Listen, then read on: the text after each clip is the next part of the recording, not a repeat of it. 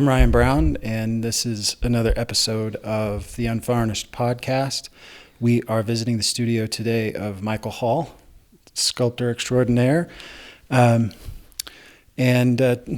I try to send an outline, with some ideas, talking points, whatever, before I come over, but I got really busy building some walls in the studio, and I didn't do that. So this is going to be totally off the cuff.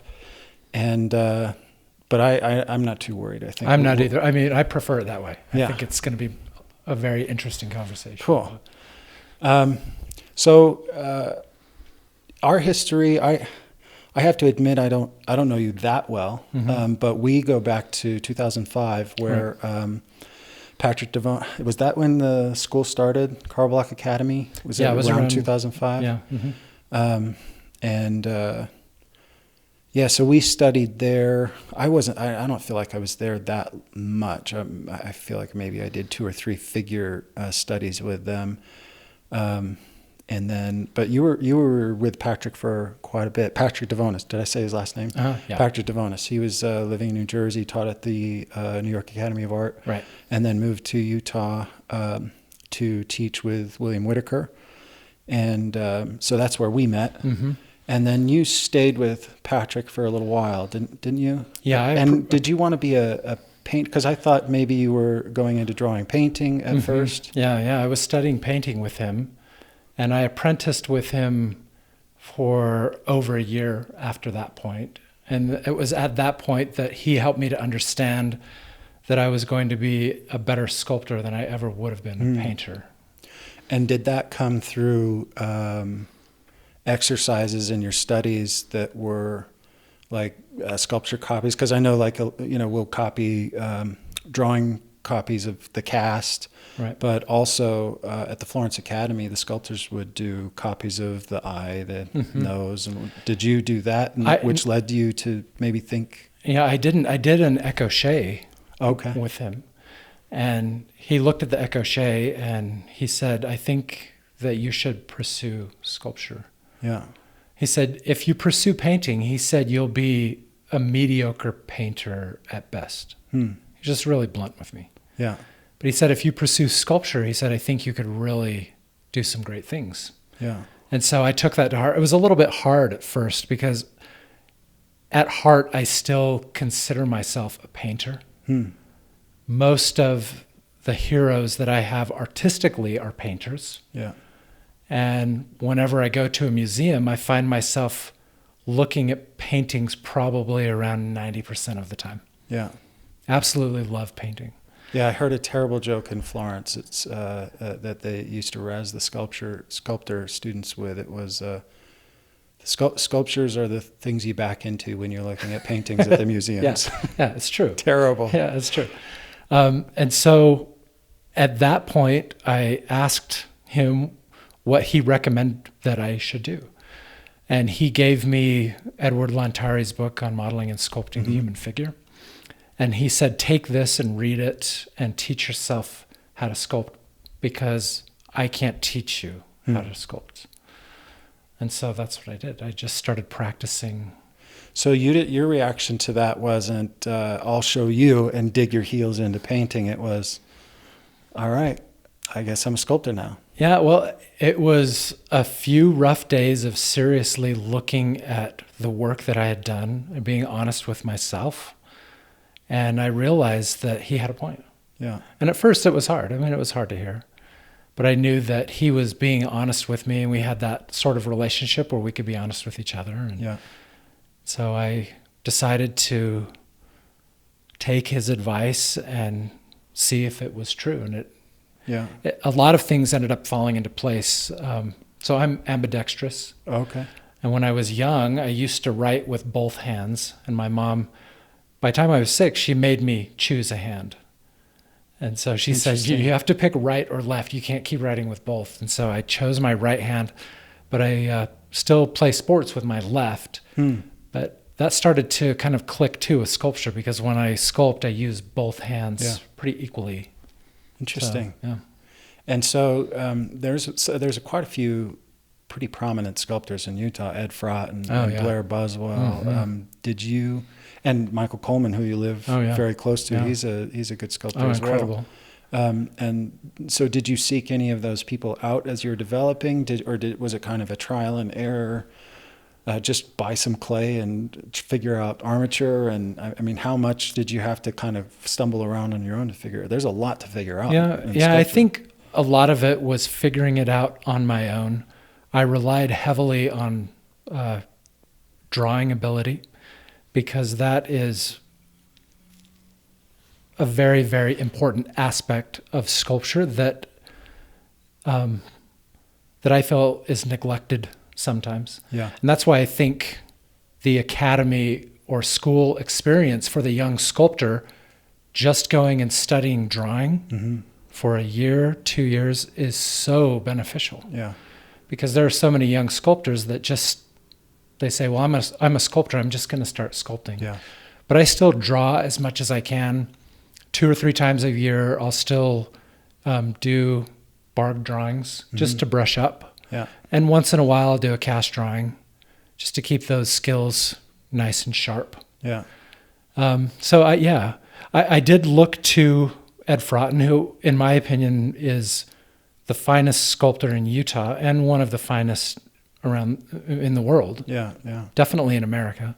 And Blair Buswell is right up there with him. I mean, Blair is incredible. Both Yeah, of them are phenomenal. incredible.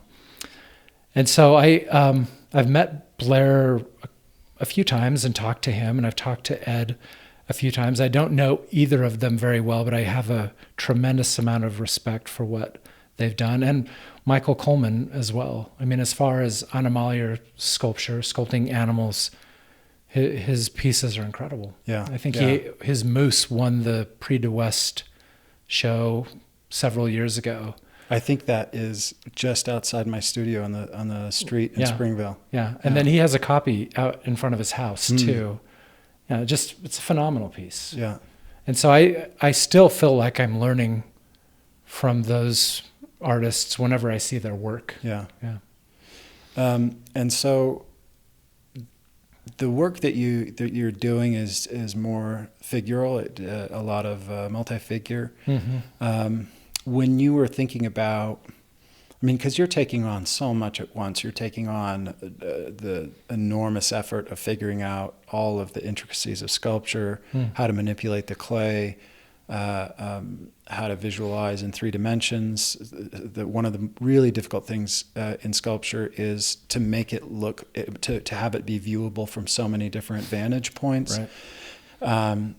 Just the technical aspects of building an armature, how you sculpt a subject, how that translates into the lost wax process, the complexities of, I mean, to the cost of that, how many pieces you have to cut it down to and then weld it back together. And I mean, I'm sure you're still learning. We all feel like we're still learning, Right. but how long did that take you? And did you just like kind of figure that out?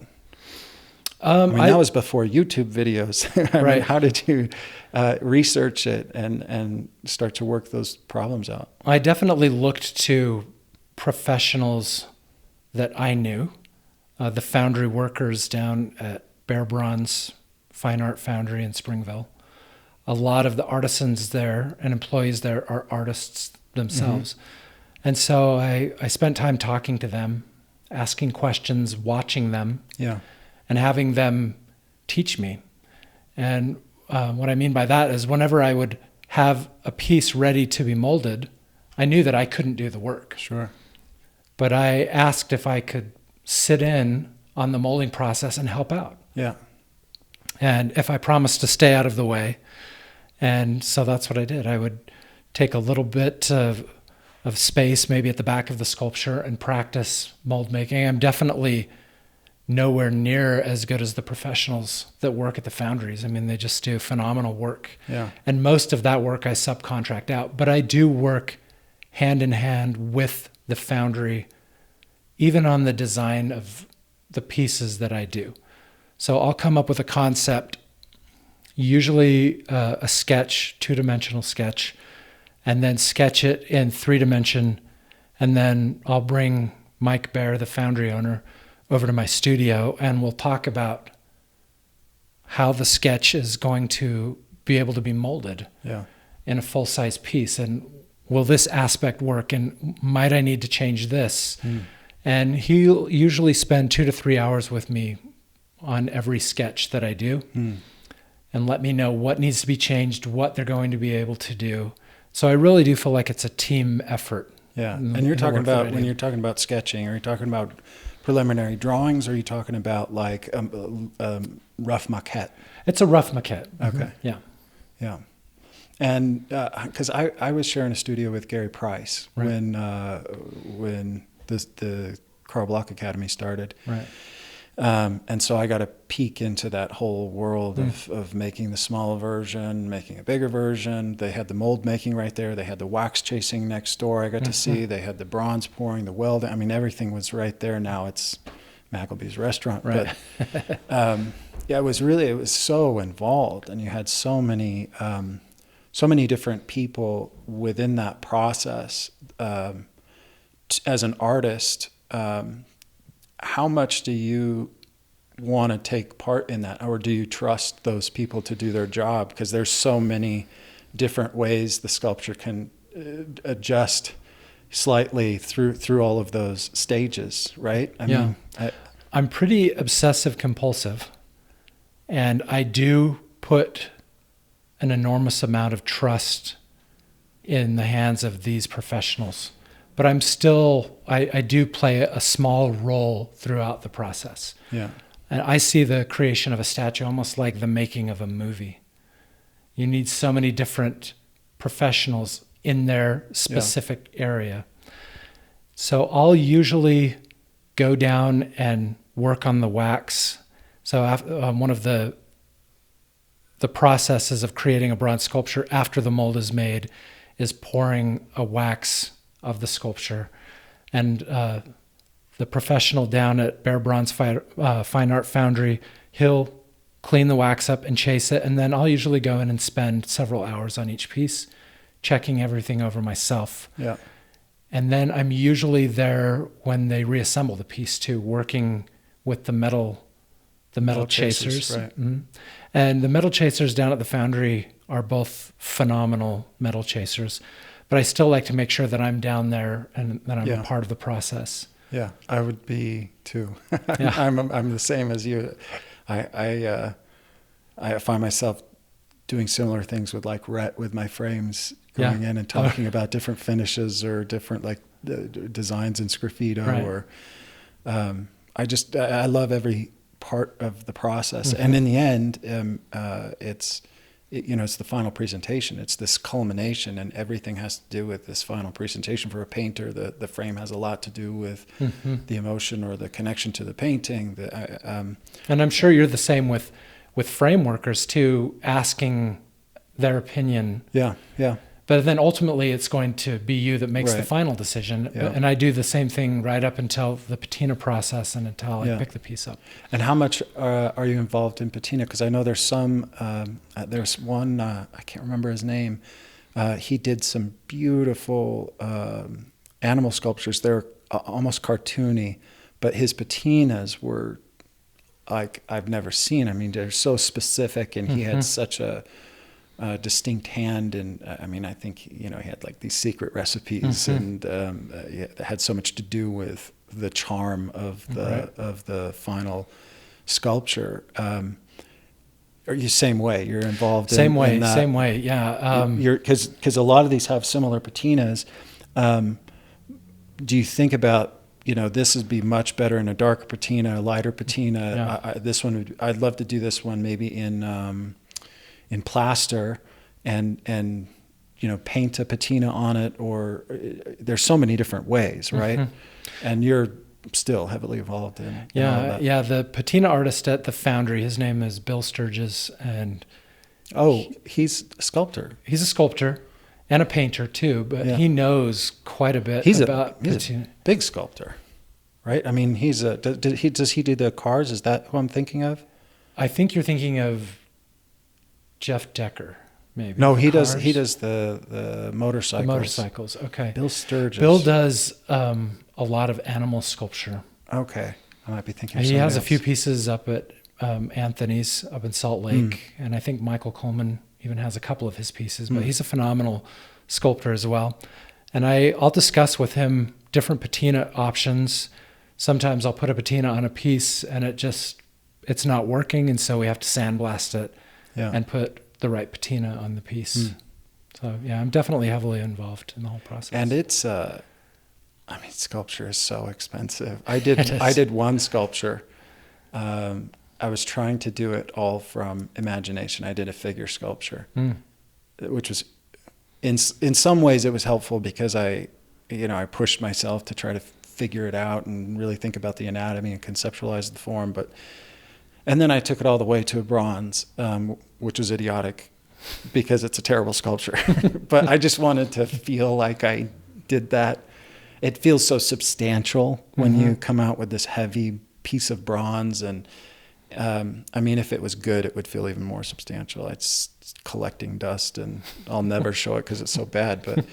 But I think, I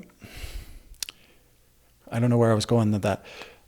What I'm wondering is, as you developed the technical skill, how was your artistic development? What was how did you develop your aesthetic sense or your narrative sense? I know that a lot of people that study academically, which obviously is the world I'm more in, so I'm more aware of that.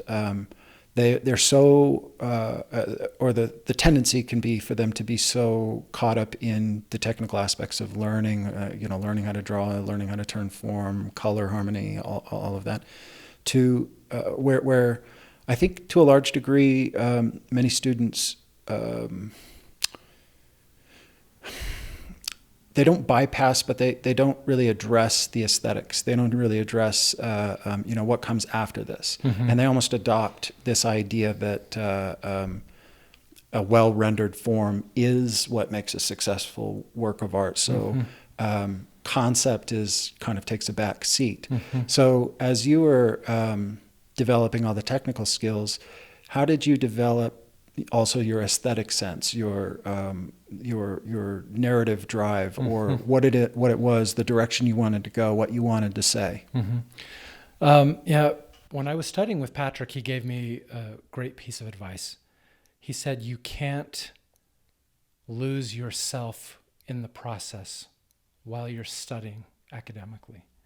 And he said it's very easy to do. He said you can become so focused that you could spend 10 years on a figure drawing and make it absolutely perfect. But he said somewhere along the way, you've lost yourself. You've lost the why. Why am I doing this? Yeah. What do I want to say? How am I trying to connect with people that might view the piece? So he gave me advice. He said, study the masters, the great masters. Make sure that you allow yourself time to come up with your own ideas and things that are important for you. Yeah. And then continue to focus on your technical ability. Yeah. So I think the culmination of those three things really helped me to stay focused as far as, and there's so many sculptors that are so much more accomplished than I am, and they have a better eye for drawing. And it's something that I'm still working on. And hopefully someday I'll get to where I want to be. But between that aspect and then also learning from the great masters from the past, masters like Michelangelo, Rubens, some of the great Renaissance masters, some of the great 19th century masters, Bouguereau, I still pore over their works and I look for inspiration. And then I keep a sketchbook of things that are important to me, ideas that I have, things that are close to my heart. And then I try and merge all three worlds into each piece that I do and hope for success. And sometimes you find success and sometimes you don't. Yeah. How much do you pay attention to market trends, competitions? How much research do you do in terms of, I know a lot of people do a lot of research into city monuments or different public works that they can kind of pursue. I'm not as aware, in terms of sculptors working with galleries, that relationship, if the galleries are involved in saying, our clients are looking for this. I wouldn't say that you're a Western sculptor, although I think that's a big, like John Coleman, Michael Coleman, are some of the bigger ones that I'm aware of. Do you feel sometimes like you're chasing a market? Do you feel like, or are you able to, one of the themes that I want to touch on with a lot of artists, and I hope this isn't too insensitive, but it's just the need we have for money. I mean, the monetary issue is real for most of us. So how we look at what we're painting, how much that plays into what we choose to pursue, what ideas we think not only serve us, because I'm sure we all have tons of ideas, but when we're sifting through them, what plays in your mind about which ones like you're going to make now, which ones you're going to put off, in determining, I think this one will be successful, and what does that even mean to you? This one will be, when you think about creating a successful work. That's kind of a multifaceted question. No, yeah, the idea of creating a successful work is very elusive. Early on in my career, I was really hung up on that idea. And I remember talking to Bill Whitaker about that topic, and Bill said, you need to focus on the things that you enjoy. He said, if you start chasing the market, he said, you'll be chasing it your whole life because it's always changing. And he said, but once you focus on what you enjoy, the love for what you are doing will come through in your work. And he said, and sometimes the pieces will sell and sometimes they won't. And painting, probably a little bit more so than sculpture. Sculpture is a little bit harder to sell, which is ironic because the overhead is so high. Yeah. But I've really found that to be true. And, as far as creating a successful work, we never know.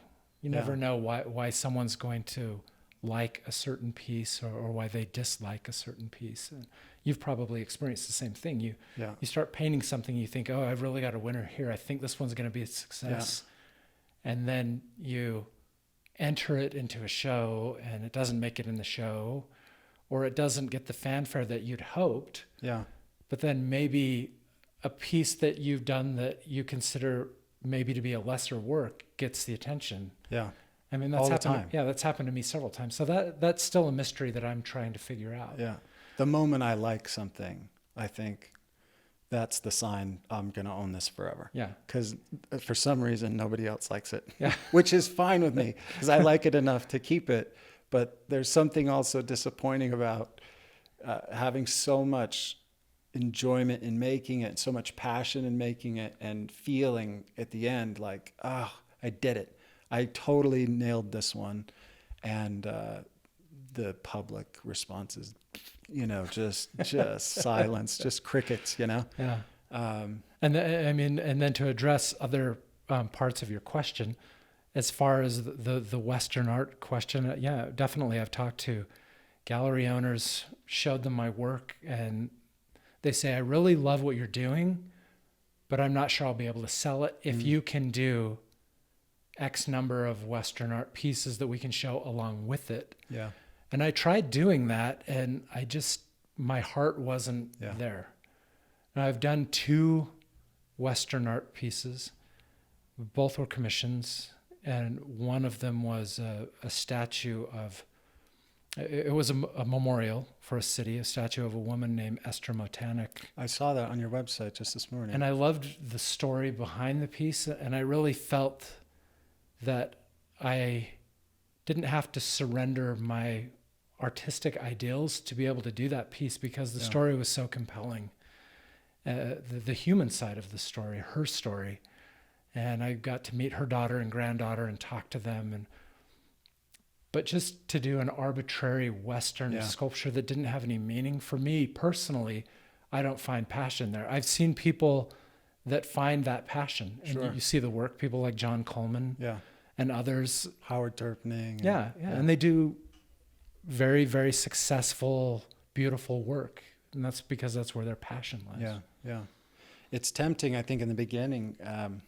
I mean, we all go through this process, I'm sure, of, as painters, you see these just crappy, almost abstract, big landscapes that you could do in probably an hour, hour and a half, and they're selling for $7,000-8,000 to corporations, and you think, I could do that. Maybe if I just give it a month and have come up with a pseudonym or, some stage name, and I won't be associated with me, I can make money. Or I'll try the Western market's so massive, and I'll try some of that. And yeah, ultimately, if you don't have a passion for it, it's just hard to keep that up. And really, as creative people, we have so many ideas. And I'm finding the further I get into my career that most of the ideas we have take us away from the easel. There's so many different ways, creative ways we can come up with to try to go down this road of financing our passion or whatever. And ultimately, that's not our passion.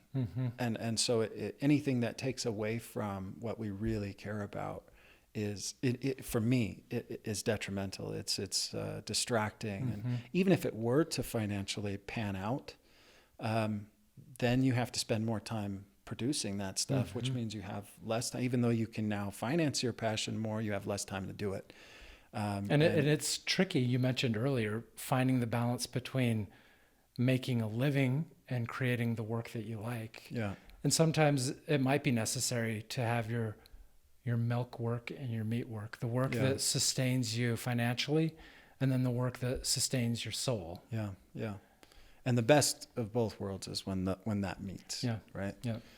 So with your do you do more religious work, would you say, or figurative work just in general based on different themes? That's an interesting. Because you have some monumental things like the one you mentioned that Right. are public sculptures that are like life size or larger, which is amazing. I think that's got to be the coolest thing as an artist, is to be in like a public setting where people are, so many people. It are is seeing. until your eye keeps progressing, and then you look at the piece and you notice all the mistakes, and then you have to live with that, and that is your own personal hell for the rest of your life. That's hilarious. I didn't think about it like that. Yeah. So I try not to look at any of those works because all I see is the bad. It's just embarrassing. Yeah, One it is. lifelong embarrassment. Yeah. But eventually I'll be dead and I won't have to worry about that. Yeah. That's funny. And one of the good things about sculpture, even though the overhead is really high, I remember that same sculptor I was selling in a gallery in Jackson Hole, and I saw I think he had a one-man show probably every 2 to 3 years, but he would have like editions of say 24 Right. of each sculpture. And he would, they averaged maybe like $70,000 per sculpture. And he would present 15 to 22 new sculptures at a show. And he would sell all the editions of every sculpture.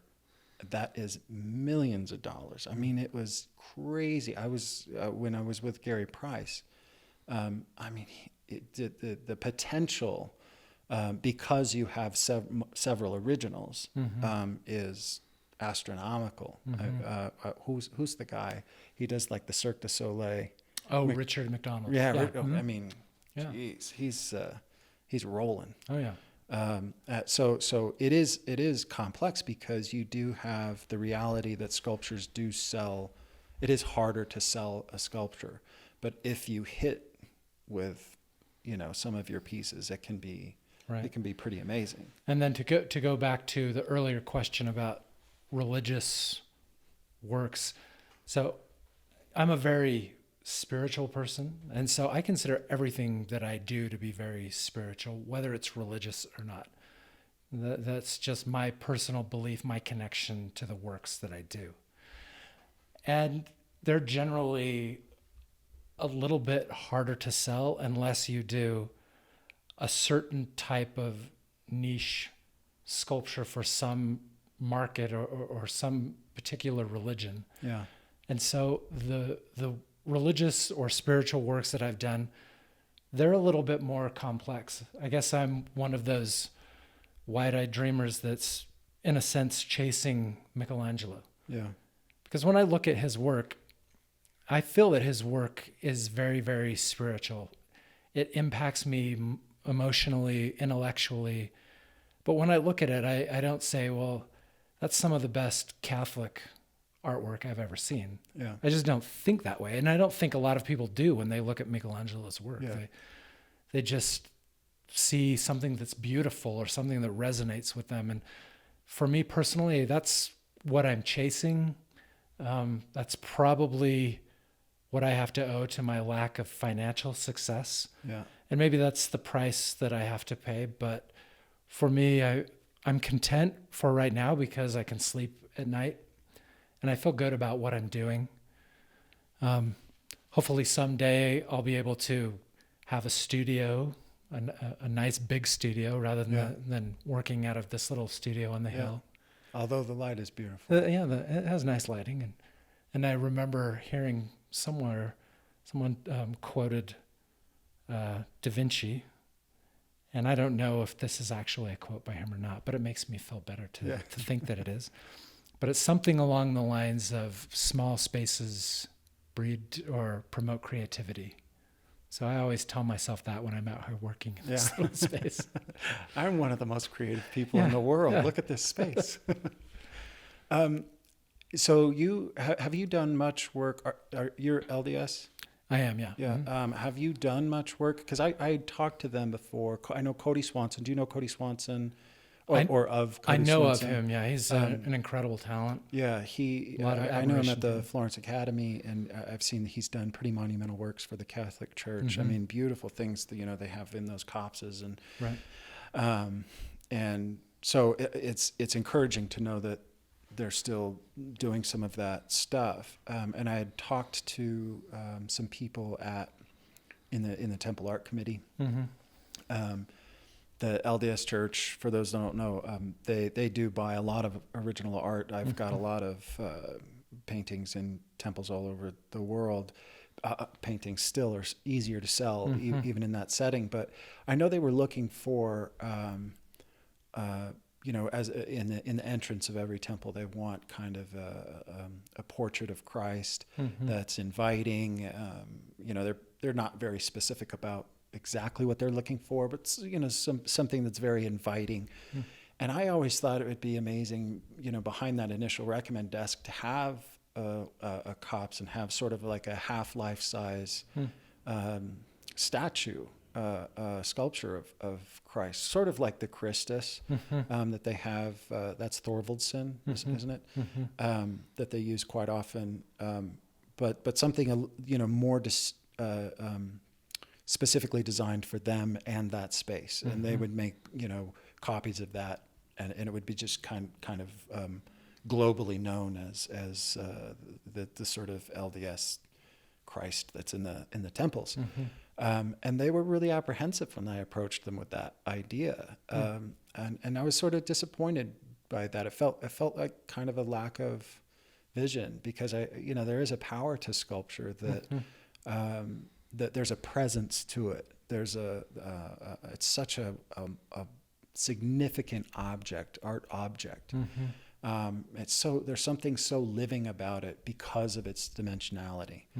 And I agree with you 100%. If it is a well executed emotional work of art that is placed in a beautiful setting, meaning beautiful architecture with the right lighting, you can connect with people of different religions, of no religions, different races, different socioeconomic groups, different ages, but it has to be the right piece in the right place. Yeah. And have you done any work for them? I haven't, no.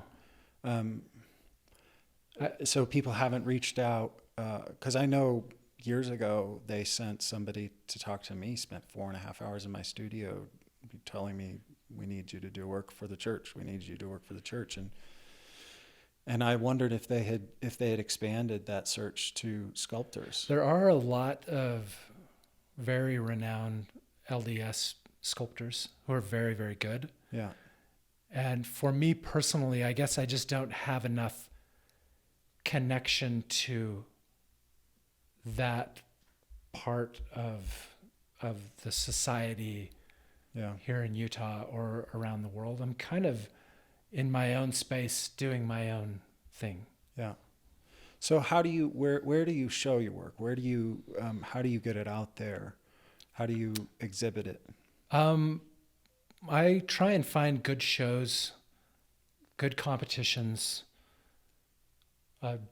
If I can find shows that are close to my home, that's usually the best option for me because the sculptures are so heavy. Yeah. The angel that's behind you. Yeah, I entered that into a show through the National Sculpture Society, and it was at Brook Green Gardens last year for about a year. That's a great setting. But getting it shipped there, I mean, they had to build Yeah. a box that was like 6 feet by 4 feet by 5 feet, and then Jeez. getting it out there and getting it back. So, if I can find places that are close, Springville is a great venue, probably my favorite venue, but there are a lot of great national and international competitions. Yeah, you're talking about the Springville Museum of Art. Springville Museum of Art in Springville. Yeah. Mm-hmm. Yeah, wonderful place. If you're not familiar with it, definitely check it out online. They have some beautiful works of art. Other great shows and competitions that I've entered are through the National Sculpture Society, Portrait Society of America, the Art Renewal Center. Yeah. Yeah, Art Renewal Center seems like it would be. Did you have something purchased through them? I haven't. Or No. didn't show at the Meme Museum in is it in Barcelona? No, I haven't yet. I mean, that would be really cool if Yeah. that had happened. But I did have the first sculpture that I entered in the competition won 3rd place in the sculpture category Oh, that's awesome. years ago. It was just Yeah. a figure, Yeah. like a nude figure. But yeah, I think it's great. They have a tremendous amount of talent that's constantly applying for the shows and getting into the shows. And so whenever I make it into one of their shows, I feel really fortunate to be in the company of such great artists. And you did, I think it was recently, a sculpture, and this will get us into more current events, Right. which we'll just let this go where it goes. Okay.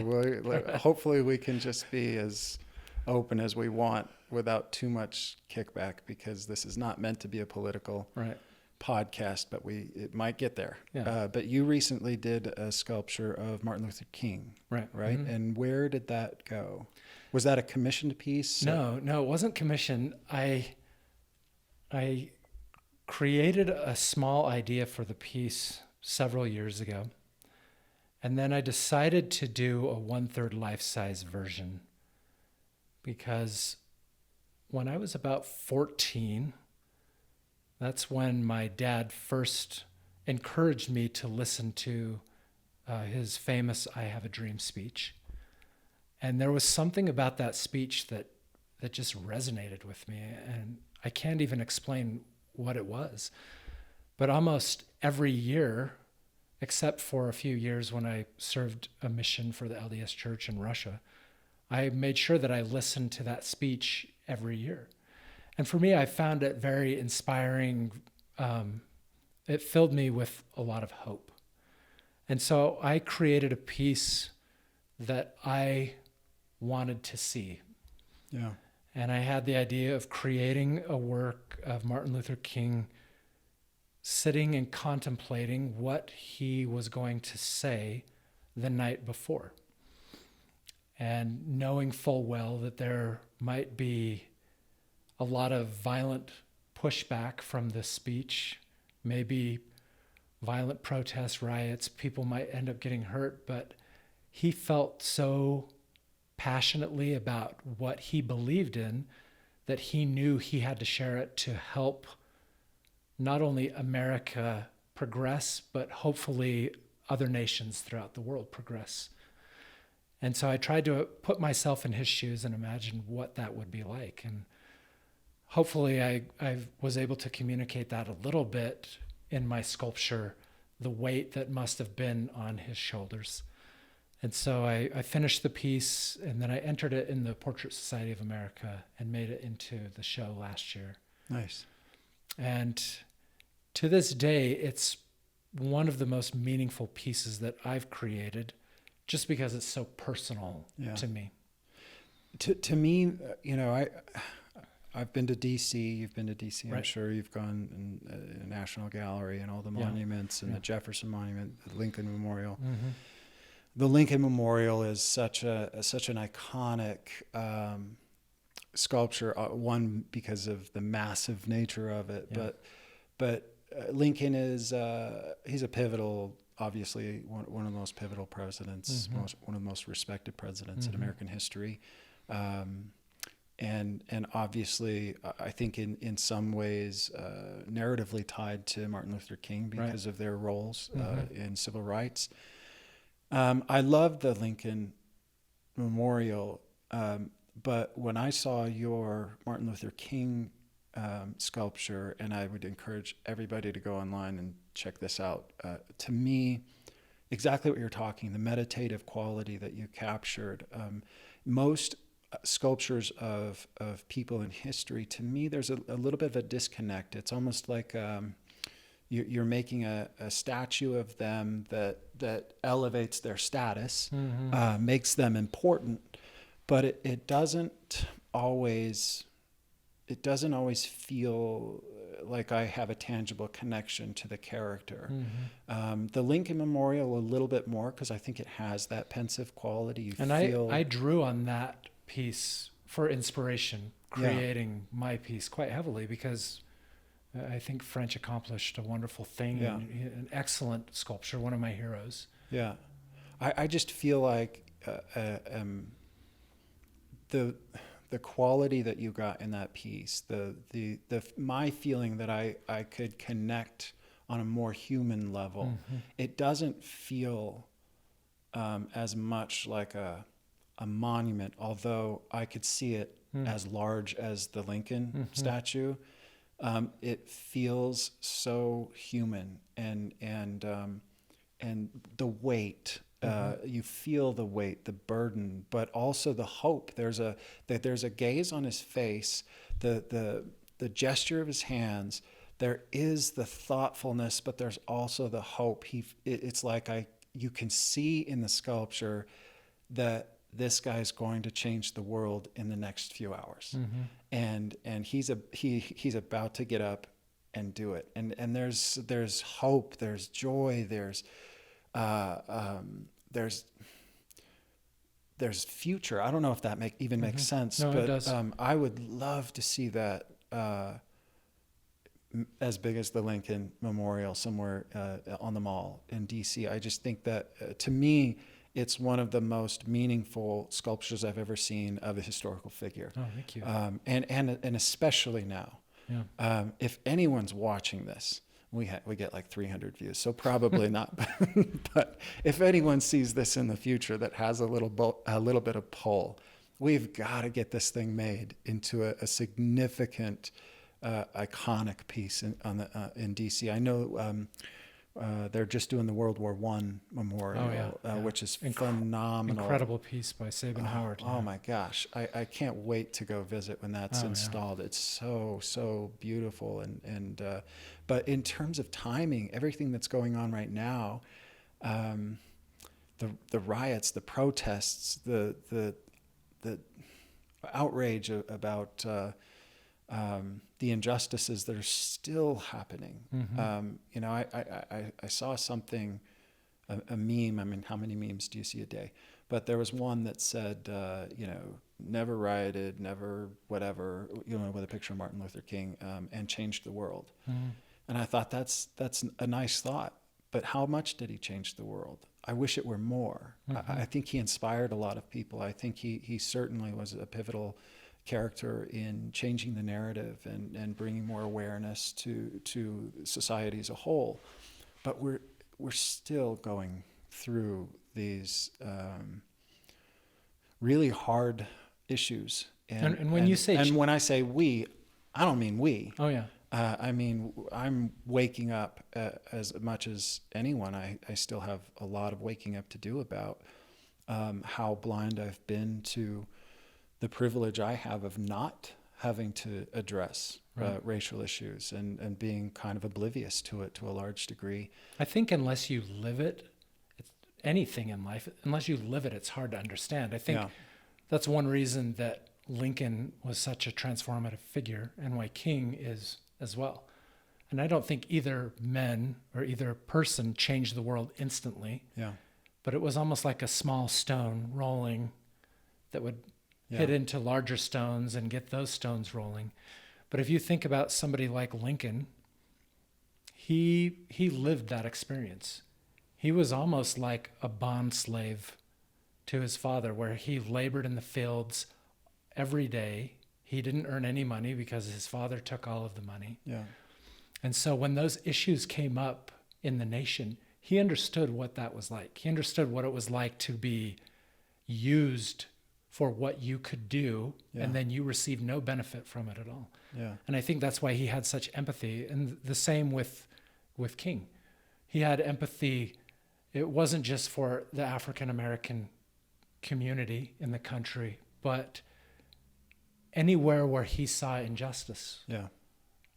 Whether it was a certain minority or even whites that were being persecuted, poor whites that didn't have opportunities, that were being exploited. And I think he must have felt those things in his life, and that's what gave him the empathy to be able to connect with people. Yeah. And one thing that I love about both of those figures, and maybe this is just me being naive, but Lincoln, we've had the benefit of a lot of time since he served, but now people from multiple political parties will claim Lincoln as their standard bearer or their own.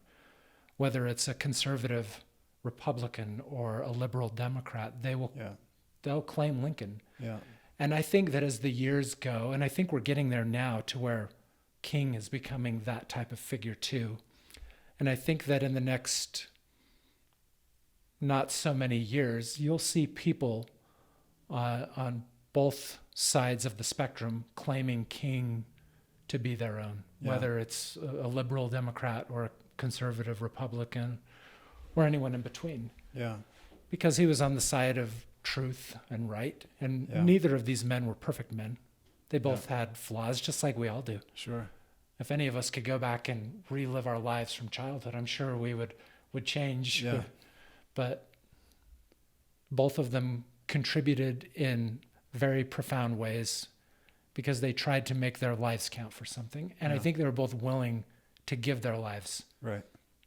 And that's one thing that I love, and I tried to capture in the King statue. I think that he knew before that speech that there was a good chance that his life could end very quickly. Which is such a... And you've listened to the speech, obviously, so many times. The speech is so inspiring.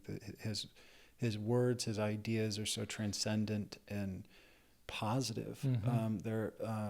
To think that you're going to give a speech that is meant to inspire, uplift, inspire change for the better, bring equality, bring more awareness to certain injustices so that we can correct that. Mm-hmm. To think that saying those things would make your life or put your life in danger is, as a naive white kid growing up, thinking like, of course, say that stuff. You're going to say that stuff, and everybody's going to love it. Mm-hmm. Of course, everybody loves it because it's such a great idea. But he knew, as you're saying, I'm going to say this as a black man in America, and it could mean my life. That to me is baffling. Mm-hmm. I don't understand, having listened to the speech, having listened to several of his speeches, how it elicited hate, or stirred up so much hate.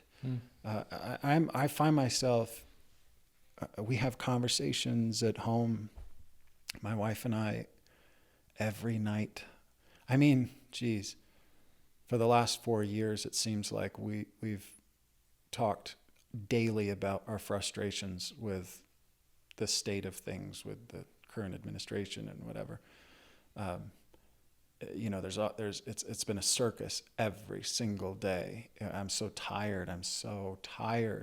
But now you have the narrative is changing to something far more significant. We're focusing on, in the last few weeks, on something far more significant, and I feel like, personally, I'm having my eyes open to things I've been unaware of for a long time, and we get in 2-hour long discussions together, my wife and I, or with the kids, about what we are, our upbringing, how we become more aware, how we can try to help change. How do we change ourselves? How do we take personal responsibility for our ignorance? How do we overcome our ignorance? And it's been a very eye-opening experience, but it's also I don't know, it's frustrating, it's discouraging at times to see that this is still going on, that it's so deeply rooted in the culture, and trying to figure out how do you change that. Even just being aware of it is shocking. Mm-hmm. And so it does bring me back to your sculpture. I just having something in a public space that has that kind of emotion and impact, I think would be beneficial as just a general reminder. I think Martin Luther King has become that sort of iconic figure for change, and having something major in a public space that acts as a reminder, I just think would be such a beautiful tribute and social. I just think it'd be socially important. I think you should have one in every major city in America, really, as a banner for change. I just think we need that constant reminder. And that kind of leads, I'll get off my soapbox now, that kind of leads me to something we kind of mentioned to each other earlier, which was all the statues that are being taken down. And from an artist's perspective, it's frustrating to see. Some of them are really beautiful works of art. Others aren't amazing. But yeah, does it go too far, in your opinion? Does taking down the statues? I almost want to create a nonprofit museum that's called something like the Truth Museum of American History, and just covers all the blemishes.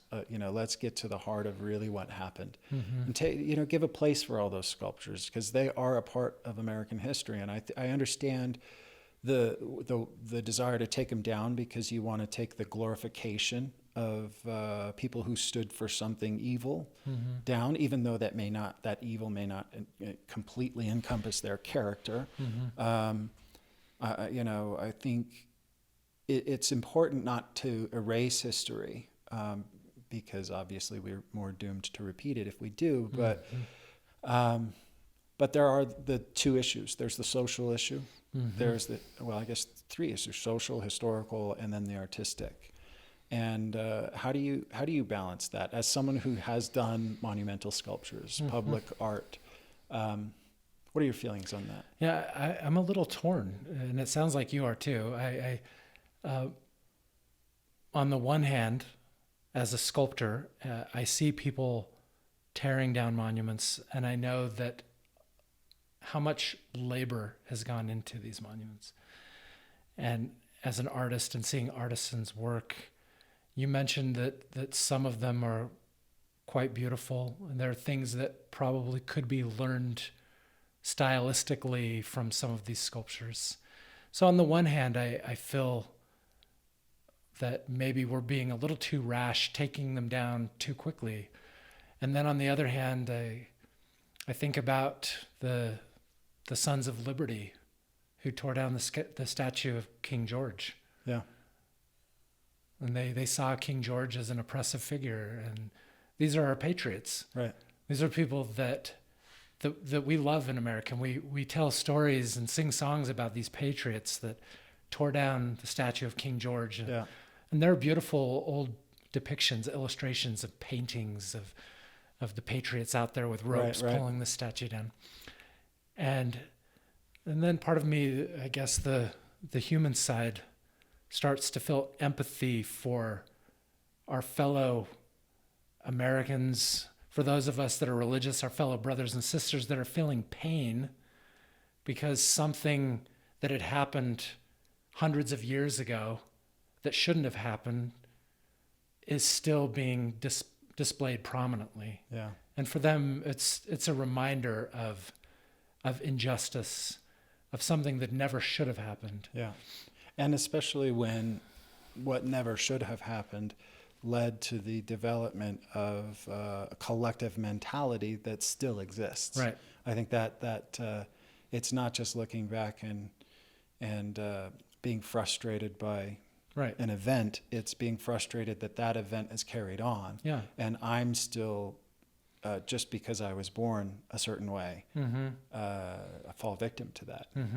Well, when I look at the majority of these sculptures, and this is me being honest, you don't have to agree with me, but when I look at the majority of them, I think these are not works of art that are going to go down in the annals Sure. of art history. Especially some of the slave trader statues that are being torn down in Great Britain. They're portly old guys. Yeah. Some of them aren't rendered very well. They're glorified portraits. Yeah. When I look at it, I don't feel a connection. I don't feel some sort of narrative that's inspiring me to be a better person. Yeah.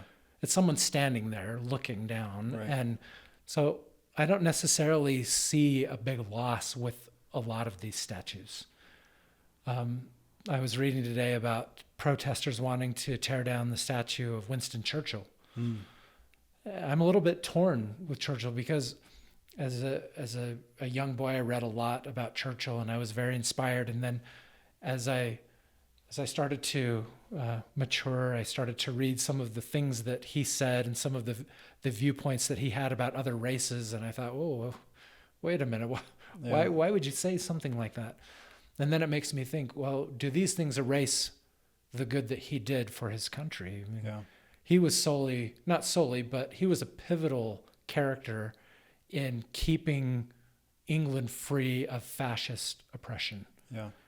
Whether he was completely right in his thinking, we'll have to leave that up to history to judge. I mean, we can obviously see some of the things he said are blatantly racist, culturally insensitive at best. And so I'm a little bit torn with some of these figures. So I don't know if I have the answers. I think that one thing that people shouldn't do is be too hasty and rush to judgment on anything. My dad gave me good advice years ago. He said, before you make any significant purchase, give yourself a week. See how you feel. Yeah. And so maybe if we gave a little bit of time and assessed, Yeah. maybe this isn't the best place for this sculpture. Yeah.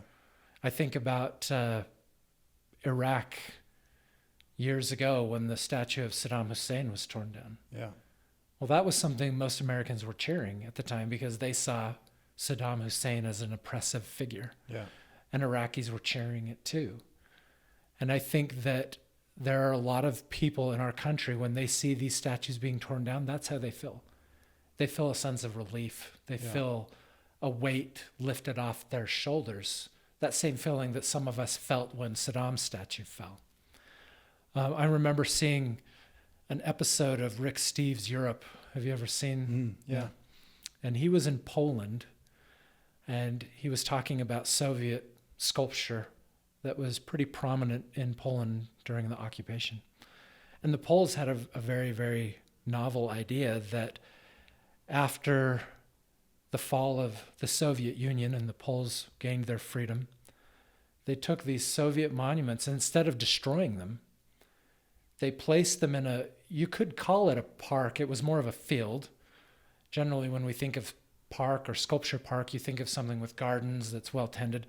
Well, this was kind of a grassy field where they set all of these monuments up facing each other so people could go and learn what had happened through Poland's history. But when they leave, these communist icons were just left to preach to each other. Yeah.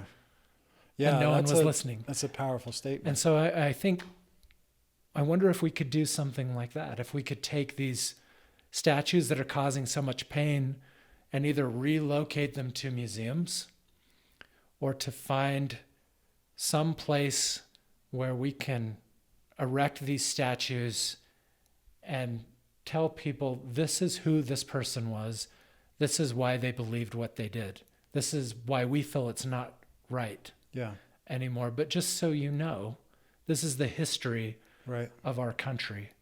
And many people bought into the ideals that they promoted. I mean, there was an entire culture, wrapped around some of these ideals. And this is how humanity has evolved past that. I think that what you're doing is you're taking the pain of what was the norm that existed at the time, and you're flipping the power, right? You're taking the power completely away from it, and you're putting it in the positive aspect of the change that came after. I really like that take on it, because it doesn't just erase, it doesn't just pretend like it didn't happen, but it shows that it happened, and it shows why we're better because we overcame it. How we're better in ways that we were able to, as a society, come together and realize collectively, this is not a good idea. This is not a positive way to live. I can see at the time, and this is speaking just of America and not England or other countries that are dealing with this, but just in America after the Civil War, I think one of the reasons that these monuments were allowed to be put up in the first place, the Confederate monuments, were to help appease the people in the South, the anger, maybe the humiliation of losing the war, to try and keep peace in the country. And maybe they weren't foreseeing a day that this would be seen as a monument of hate and oppression. Maybe they just didn't understand that. And so times are changing now. And so I think we need to take into account that citizens of our country are feeling pain over certain monuments, but let's try and save the history. Let's try and learn not only from the historical stories, but let's learn from the craft of these 19th century artists as well, because there are a few of these statues, technically speaking, that I feel are worthy of saving, because there's a lot to learn from these artists. And the artists that created them didn't necessarily hold the ideals, but they were creating a specific monument, using all of their skills. It's an interesting multi-dimensional debate. Ultimately, I have to say, as an artist, loving art being my whole life, the art aspect of it should definitely take a backseat to the social aspect. If I really come down to like trying to make a final decision, there's a lot of brilliant art in the world that I've seen, and the loss of a few things, as painful as it might be to see it, the potential positive socially is, I think, far outweighs. I agree. The artistic relevance. The only thing that would worry me is if this was used as a precedent to start removing other pieces, maybe that might be of religious significance. I think of Bugaro's Pieta in the Legion of Honor Museum in San Francisco. One of my favorite paintings of all times, technically. I think I spent 2 or 3 hours in front of that painting when I saw it, and I was just amazed. And I would hate to see something like that removed because certain people thought that it was culturally Yeah. insensitive, because there's a lot to learn from Yeah. that. But I do agree. I think if you ask yourself, what is the value of a human life? Yeah. And if you gave someone the choice, is this human life more important, or is a statue more important? Yeah. I would hope that most people would agree the human life is more important. Yeah. Statues can be recreated if they have to. Right. Right. And maybe that's the answer. If they feel like some of these sculptures need to be destroyed, maybe at least we can have some 3D scans of these Sure, sculptures so sure. that we can continue to learn Yeah. from them. Well, it's getting into the religious aspect too, because now, I just read an article actually written by a friend I went to high school with about changing the name of Brigham Young University. I went to BYU. Did you go to? I didn't know. I went there, graduated, and there is a long and difficult history with the church relative to race, which I have my stance on. That's probably more controversial,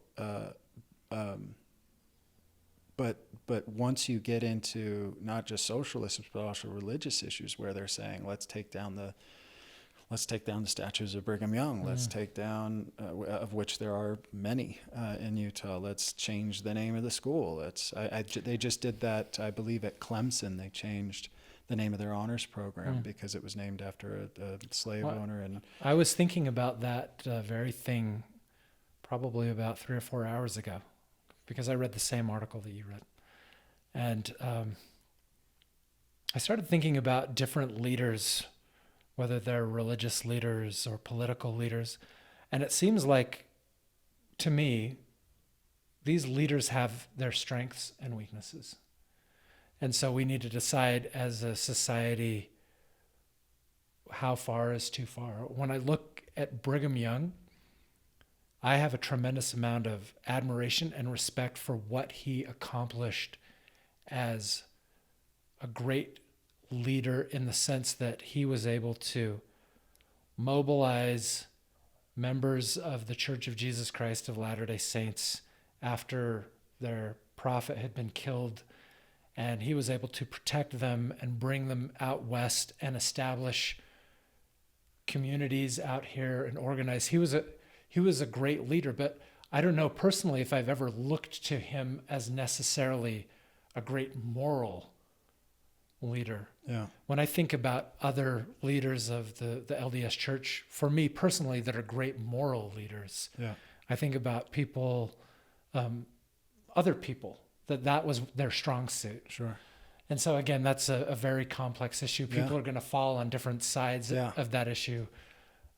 I don't know if we would see anything like that happening anytime soon here Yeah, in Utah. Oh, yeah. I mean, I think the based on the comments I was reading, it's not likely to change anytime soon. We always too. There's always the something that we have to consider is it's difficult in some aspects to judge history on the morality of today. Yeah, exactly. Yeah, context is. There's some things that we can say, okay, we know that if this leader massacred a bunch of people, we know that that's wrong. Yeah, But when there were people that had certain thoughts that were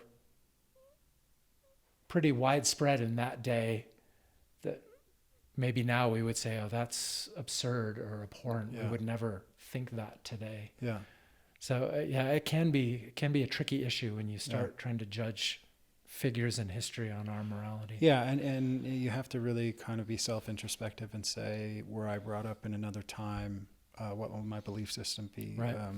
Do we crucify George Washington and Thomas Jefferson for being slave owners, where the content of their character was so high in so many other ways?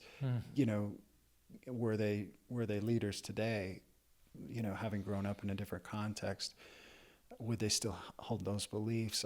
Context is really important, and I think something that has to be considered when you're talking about social issues, and like you say, kind of holding up a mirror from today to 200 years ago, 300 years ago. It's hard to. I don't think you can divorce context, which we often want to do. We want to just blanketly say Jefferson owned slaves. He was a horrible person, and I'm not making any judgment. I especially Jefferson, Washington. I don't actually know enough about the history or whatever to speak on it, but we're in a very difficult time. It is and I think I feel fortunate in a way to be living in a time where we can have that discussion, right. and that we're kind of. I don't feel fortunate that we're being forced into the discussion. I wish we could have arrived in a different way, in a more peaceful way, without so much human suffering. Right. But I think it's important for us all to have that discussion, and I'm glad at least that some things are being brought to my attention that I wasn't aware of before. So I think that ultimately good will come from this, even though there has been some bad things that have happened. I think that ultimately we'll look back and we'll say this was an important thing that happened because we were all able to reassess our own lives and how we're treating other people. Yeah. And so personally, I believe that it's something that we're going to look back on and see that it was a necessary step.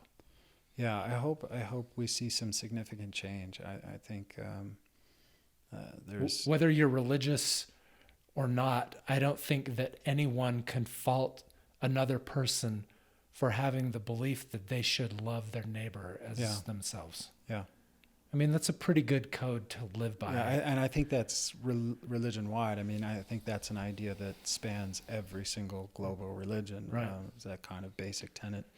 And I think that's what you're seeing from a different perspective right now.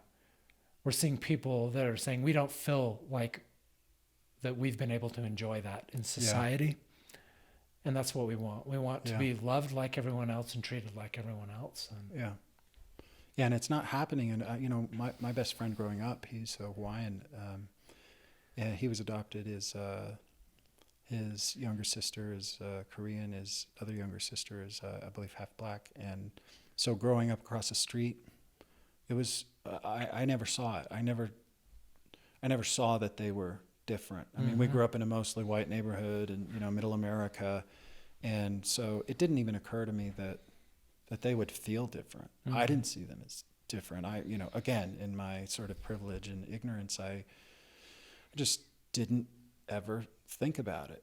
It never occurred to me that he was brown and that was somehow different. And we were just texting back and forth yesterday with a couple of other people from my school, and he was telling us stories I've never heard. I've known this guy, and we've been best friends since we were 5 years old, and I've never heard some of these stories, some of the things that he's had to go through. And he didn't say it because either he knew we wouldn't understand. I think maybe he said some things people didn't believe him. Maybe it would have played off as, no, that's just your perspective. You're looking for, you're applying it to race when it was probably something else, or any justification or whatever.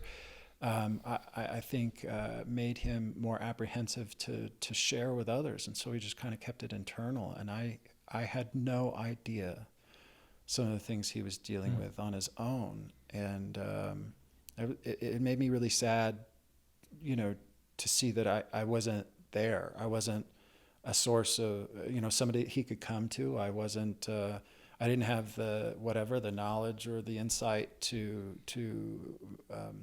help him deal with that he had to go through that alone.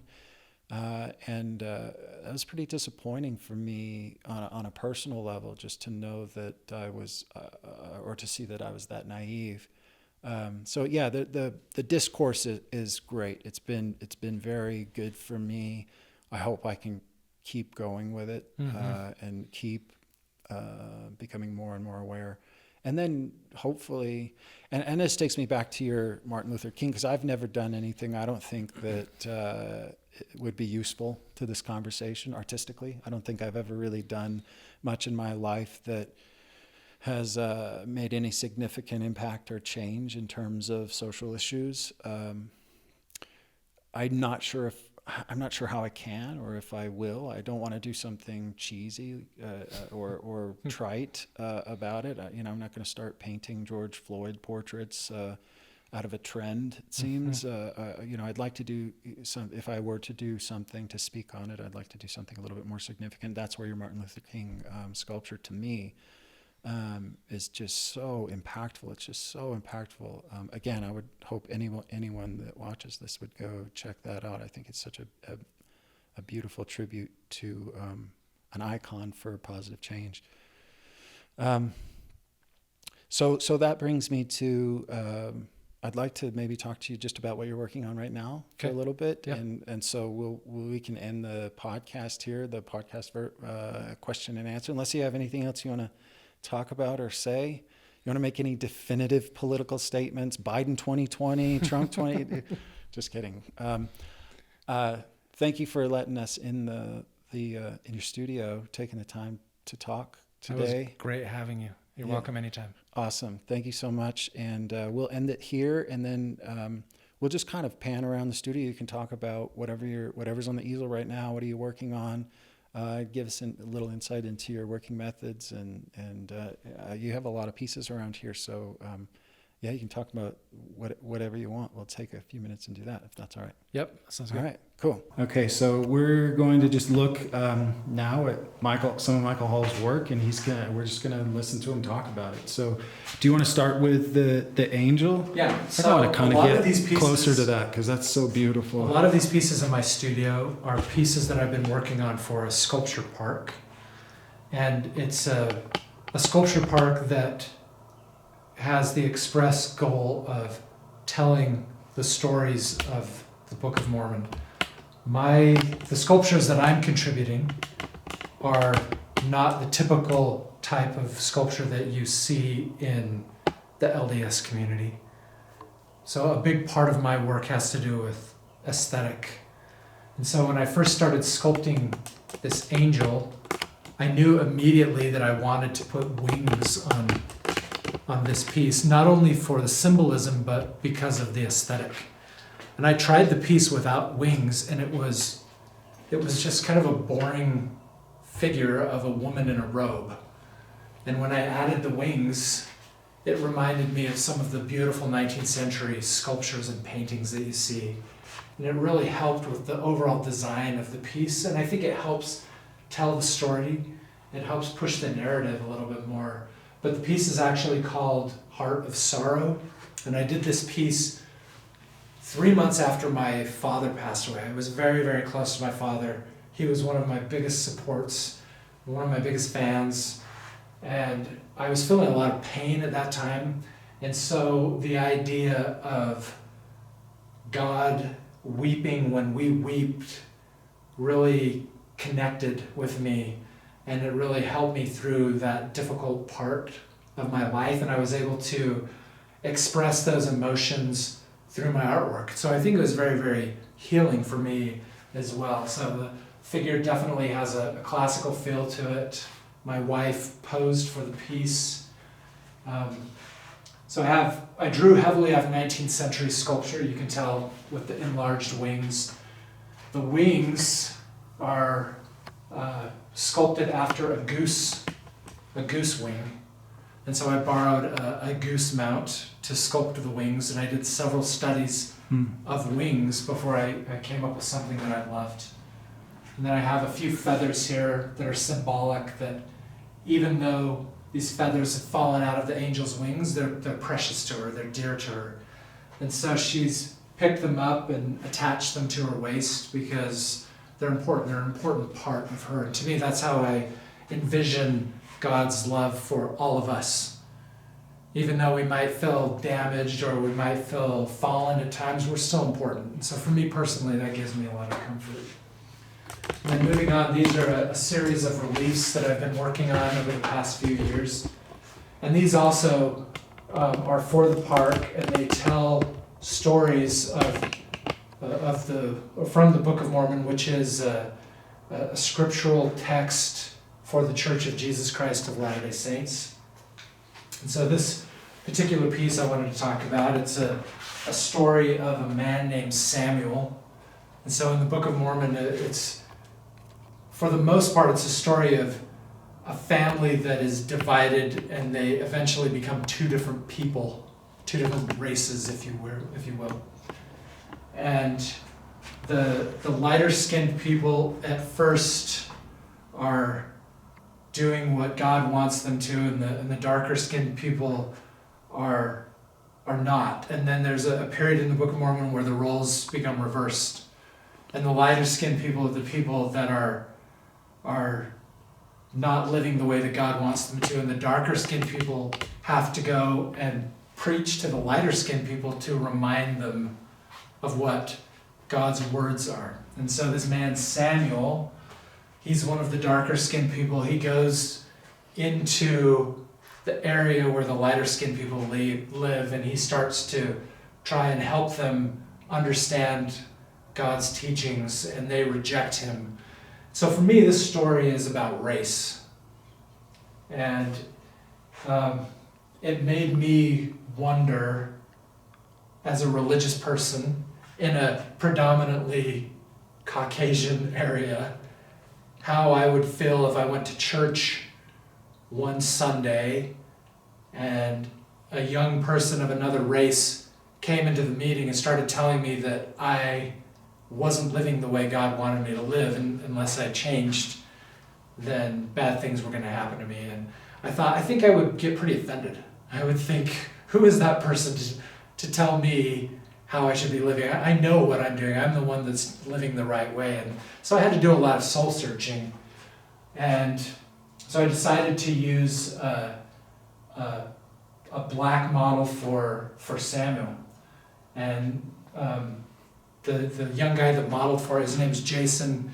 He has since become a very close friend of mine. He doesn't share my faith, but he appreciated the story. And so he wanted to participate in this project.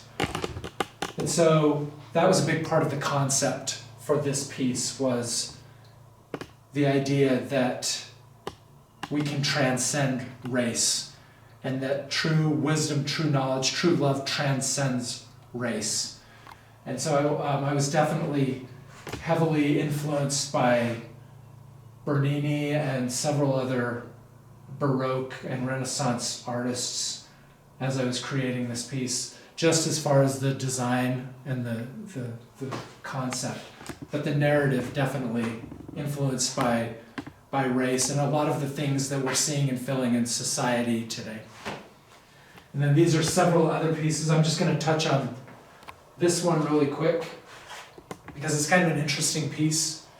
It's another piece based on a story from the Book of Mormon about a man named Enos. And Enos, he is struggling because he feels that he's not living his life the way that is making him happy and the way that God wants him to live so that he can be happy. And so he goes out into the forest and prays, and in his own words, he says that he wrestles with God in prayer. And before that, it had mentioned that he had gone into the woods to hunt beasts, and so I combined those two things, and I'm using the panther as his struggle to overcome his personal weaknesses. And for me, that was very, very personal and relevant for me, because it seems like I always am letting my worst side get the best of me, even though I try and live up to quote a very famous person, I'm trying to live up to my better angels, but I don't always get there. I'm always falling short. And so this piece, this story really resonated with me, and so I was just trying to get that point across, that sometimes when we're struggling to overcome things that are difficult for us, it can seem like we're battling with with a panther or with something that can do us physical harm. This is a piece that I'm working on now. This is another story from the Book of Mormon. So whenever I come up with an idea, I generally will draw or sketch the idea out in pencil. And I'll go through 30 or 40 different renderings until I come across something that I really like. And I really loved this concept right here. And so I decided to push it a little further into a 3D sketch. And so for me, this is just like sketching in pencil, like I would sketch in clay. And the concept is a young woman receiving personal insight from a divine source. And so I have two figures here that are angelic figures that represent divinity, and they are taking a veil off her head, a veil of ignorance, maybe, so that she can understand truth. And for me, that truth could be learning how to love people the way that we want to be loved.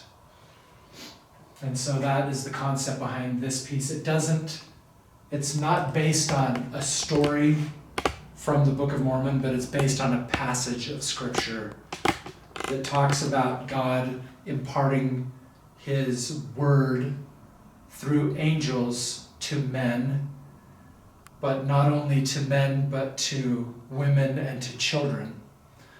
So when I see a lot of LDS work or work from Latter-day Saint artists, they depict a lot of male figures because throughout the Book of Mormon they don't mention very many females in the book. And I guess that for those people that believe that these events really happen, you can chalk that up to society at the time. Maybe women not having their rightful place, I'm not sure. But I love the aspect of incorporating women into stories from the Book of Mormon. And so I try and do that wherever I can. And so that's why I've decided to have the central figure here female, because I firmly believe that God loves every one of His children and that He gives His insight to men and women equally. And so that's what I want to show. So once I've done the sketch, then I move on to the full-size version, and then I begin the laborious academic process of figure studies. And sometimes I'll do 5 or 6 different figure studies using different models in the same position. And then I'll go with the model that I feel like fits the piece the very best. So I'll do not only figure studies, but portrait studies as well. So these pieces that I work on, I spend quite a bit of time on, trying to make sure that everything is exactly how I want it. I don't know if they're always perfect, but I'm trying to do what I can. So the academic aspect or the technical aspect is very important to me as well, even though I do feel like I'm still learning, still progressing, like most artists should feel, I think.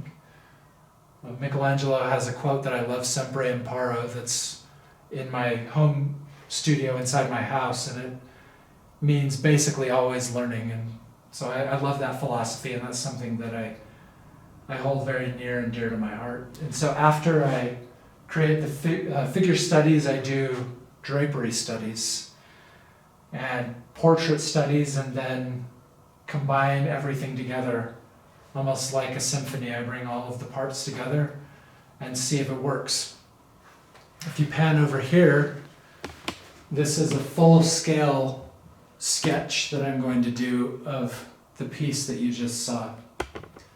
So I've done a small sketch, now I do a full-scale sketch just to make sure that everything works out compositionally. And then once I feel satisfied, then I keep progressing on the finished piece. So you can see very, very labor intensive.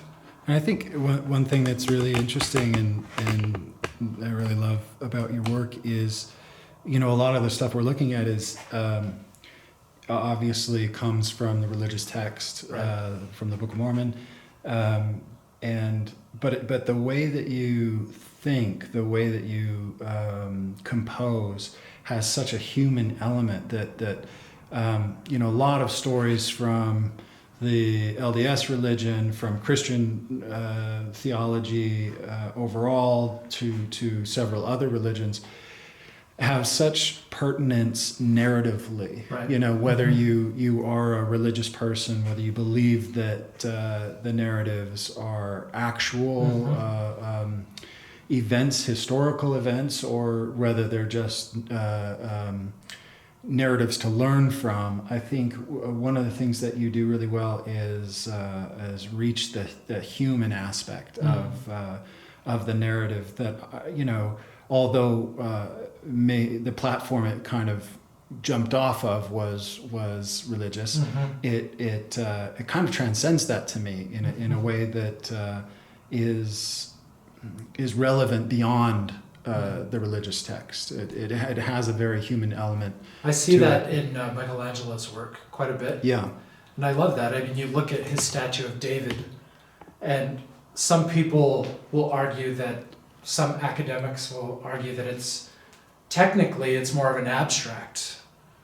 And other people will get hung up on the fact that it's a story from the Bible, and I don't believe in the Bible, and I don't believe in Christianity. I don't believe in any of that. And for me, you can miss the point if you're focusing on the wrong thing, because we all have those experiences in life, the David and Goliath moment, where you feel like a small, insignificant person, that you're up against a behemoth and there's nothing that you can do. Yeah. But what you can get from that story is that even a small boy with the right power or the right motivation or drive behind him can take down a giant and can take down an army. And then Michelangelo did it in such a beautiful way that I think people can connect to that story. And I love that. I love the fact that art can be inclusive. It doesn't have to exclude people. And generally when I see artwork that I feel is excluding large groups of people, I feel, well, they're kind of missing the point. Because art is one of the oldest, if not the oldest form of language that there is, visual art, communicating through visual art. Yeah. And so I think it's incumbent upon us as artists to try and communicate with our audience, whether that's a broad audience or even if it's just an audience of one. We need to do our best to make sure that we're communicating. Yeah, that communicative power is kind of my main argument for representational art. Right. And mine too. I love and that. And more than that, the humanistic element of art, I feel like it connects with our personal experience. We all have very similar personal experiences as human beings, and our interactions and our the feel of a cool breeze on a summer day, the enjoyment of swimming, whatever it is, we share a lot of experiences. And when your art connects on that human level, when it transcends the narrative, when it transcends race or religion or culture, and it just is recognizable as a human moment, I think that's the type of art that, to me, has, I guess, the most wide-ranging power, because it communicates to the largest audience. And I agree with you 100%. One of my favorite pieces by you is the portrait of your daughter.